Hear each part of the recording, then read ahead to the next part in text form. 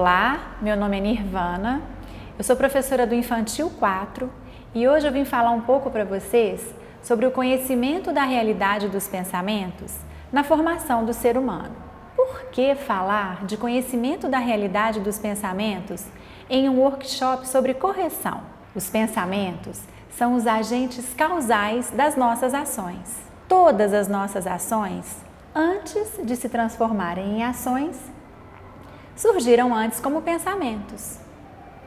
E para levar conceitos tão elevados para as crianças, a pedagogia logosófica nos ensina a fazer uso das imagens analógicas, que é um importante recurso para atingirmos com mais clareza e facilidade o entendimento dos nossos alunos. Assim, ao observar que a turma do Infantil 4 precisava de correções mais assertivas, pensei em desenvolver um trabalho em que os alunos pudessem compreender que por trás das suas ações equivocadas havia algo maior, algo que eles precisariam conhecer para depois identificar e combater, tornando assim suas ações mais felizes. O objetivo do nosso trabalho foi fazer com que os alunos compreendessem o conceito de pensamentos, aprendessem a identificar e observar os pensamentos que habitam a sua mente e reconhecerem a sua mente como casa mental e os seus pensamentos como hóspedes mentais. O ensinamento que norteou o nosso trabalho foi: quando o homem aprende a conhecer seus próprios pensamentos, localiza-os em sua própria mente e os seleciona para servir-se dos melhores. Nós buscamos fazer com que esse conceito chegasse para os nossos alunos da forma mais natural possível. Assim, utilizamos como recurso a contação de histórias, que nos dá a oportunidade de estabelecer uma ponte entre os personagens da história e os nossos alunos. E nós selecionamos 3 livros: Chico Valente, Uma Batalha Diferente e Quer Conhecer Minha Casa? Vocês conhecem esses livros? O livro Chico Valente fala sobre um menino que trava uma luta contra os seus próprios pensamentos. Através desse livro, nós levamos o conceito de pensamentos mandões e casa mental. O livro Uma Batalha Diferente fala sobre os pensamentos bons, que são convocados para criar um exército do bem, para defender a mente do personagem todas as vezes que os pensamentos mandões queriam entrar em ação. Mais uma vez, foi levado o conceito de casa mental e pensamentos mandões. O livro Quer Conhecer Minha Casa foi contado com o objetivo de fazer uma analogia entre uma casa comum e a casa mental. Explicamos para os alunos que os pensamentos são como as pessoas que convidamos para entrar em nossa casa. E fizemos com eles a seguinte reflexão: convidamos para entrar em nossa casa quem não conhecemos? Deixamos entrar em nossa casa pessoas que não convidamos? Aproveitamos esse momento para falar com eles sobre pensamentos bons, aqueles que são úteis, que nos fazem bem, que nos deixam felizes, como ser generoso com o amigo, colaborar com o papai e com a mamãe, cumprir com os deveres. E também sobre os pensamentos ruins, aqueles que não nos fazem bem, que não nos deixam felizes, como ser egoísta, ficar reclamando de tudo, brigar com um amigo. Após a contação da história Quer Conhecer Minha Casa, levamos para a sala de aula uma casinha de madeira e combinamos com os alunos que aquela casinha representaria a casinha mental deles. Ao lado da casinha colocamos 2 jardins, um com palitinhos de picolé e carinhas felizes e o outro com palitinhos de picolé e carinhas tristes.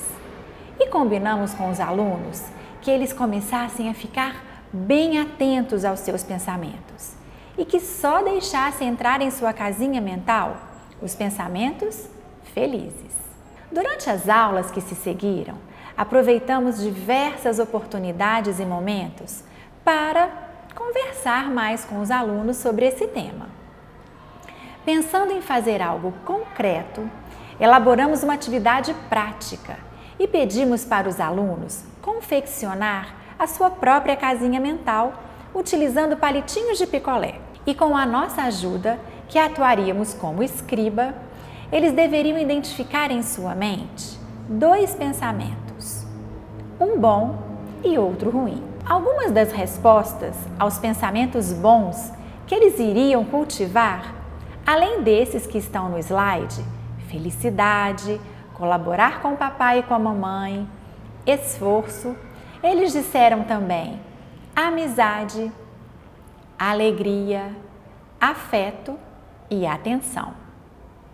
Já os pensamentos ruins, aqueles que eles deixariam a casa e as janelinhas de sua casa mental bem fechadinhas, foram preguiça, chorar, não emprestar as coisas, tristeza, esquecer dos combinados, brigar, pensamento mandão, ficar bravo e quebrar os brinquedos. Algumas outras situações foram surgindo. Nós observamos que ao final das aulas especializadas, os alunos estavam se despedindo das professoras com gritos, gestos exagerados, levantando-se das cadeiras, tornando aquele momento muito agitado e inadequado. Conversamos com os alunos e dissemos que a despedida das professoras não precisaria ser daquela forma, que eles poderiam se despedir dela com mais tranquilidade, sem gritos ou gestos exagerados. Mas mesmo com essa observação, no momento da despedida, os alunos continuavam muito agitados. Dias depois dessa vivência, lemos para eles novamente a história Chico Valente. E após a história, conversamos um pouco mais sobre a atenção aos pensamentos mandões. E mostramos para os alunos que aquele comportamento, ao final das aulas especializadas, estava obedecendo a um pensamento mandão. Eram os pensamentos que mandavam eles gritarem e se agitarem tanto. E então lançamos um desafio, que eles ficassem muito atentos àquele pensamento e lutassem contra ele antes que o pensamento transformasse o seu comportamento. A partir desse dia, começamos a observar o esforço de alguns alunos, que começaram a vir à nossa mesa para contar que haviam conseguido se despedir das professoras com tranquilidade, sem gritos.